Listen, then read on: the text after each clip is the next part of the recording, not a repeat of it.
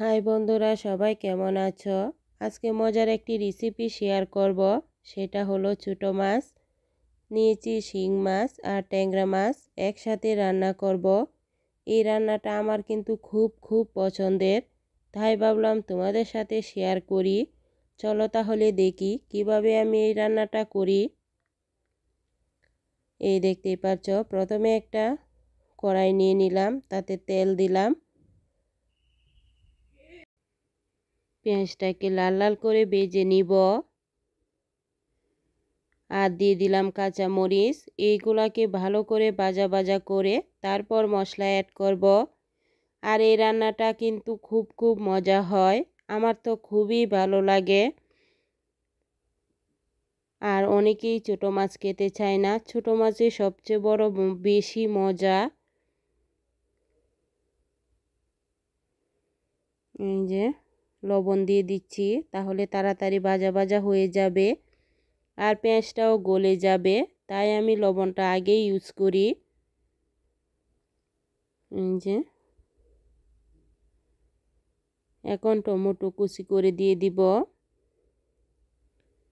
Tomato কুচিটা দিলে একদম কালারটাও সুন্দর হয়, যেহেতু আমরা অল্প মরিচের গুঁড়া খাই, তাই টমেটোটা ইউজ করলে কালারটাও সুন্দর আসে তরকারির। এই দেখতেই পাচ্ছেন টমেটোটা কত সুন্দর গলে গিয়েছে।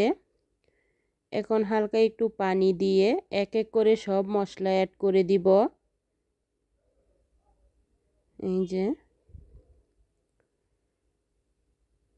এখন দিয়ে দিলাম হলুদ গুঁড়া, মরিচ গুঁড়া, ধনিয়া গুঁড়া, মিক্স মশলা, সবগুলা একসাথে আবারও ভালো করে কষিয়ে নিব। মশলাটা কষালে কিন্তু ভালো করে তরকারি অনেক মজা হয়, আমার তো খুবই ভালো লাগে। এই দেখতে পাচ্ছ মশলাটা ভালো করে কষিয়ে গিয়েছে। এখন আমি মাছগুলো অ্যাড করে দিব। আর তরকারিটা খেতে কিন্তু খুব মজা হয়েছিল, কি আর বলবো। এই যে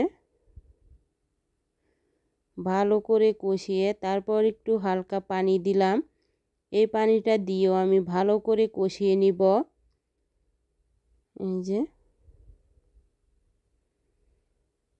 সাথে অনেকগুলা টমেটো ইউজ করব। একদমই যদি তরকারিতে টমেটো দেওয়া হয় তাহলে খেতে কিন্তু খুব মজা হয়।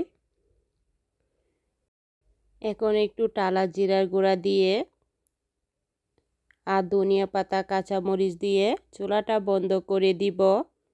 এভাবে আমি রান্না করি, খেতে কিন্তু খুব মজা হয়। কে কীভাবে রান্না করো আমাকে কিন্তু কমেন্ট করে জানিয়ে দিও।